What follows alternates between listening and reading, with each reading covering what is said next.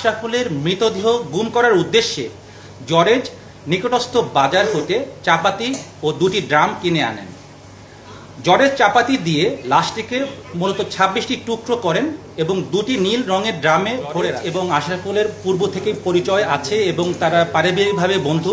জরেজকে বিশ্বাস করতেন এবং আশরাফুলকে সেই সুযোগটাই জরেজ নিয়েছে। এই মহিলাকে দিয়ে 1 মাস তাকে একটা হানি ট্র্যাপের মতো ব্যবস্থা করে এবং আশরাফুলকে প্রভোগ করেছে যেন সে ঢাকায় আসে এবং এরকম একটা পরিস্থিতি শেখার। শামীমাকে এই ব্যাপারে জিজ্ঞাসাবাদ করেছি এবং শামীমা আমাদের যে উত্তর দিয়েছে তাতে তার ভাষ্য মতে তাকে মূলত যে কথাটা বলেছে জরেজ যে 3 লক্ষ টাকা সে পাবে এবং জরেজ এই ব্ল্যাকমেলের মাধ্যমে 7 লক্ষ টাকা পাবে এবং পরবর্তীতে এই টাকা দিয়ে সে মালয়েশিয়ায় গমন করবে।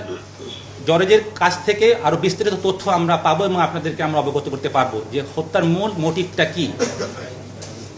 আমরা যে কথাটা আপনাদেরকে জানাচ্ছি সেটা মূলত শামীমার বক্তব্য এবং যে আলামতগুলো আমরা পেয়েছি সেই জিনিসটাই আপনাদেরকে উপস্থাপন করছি।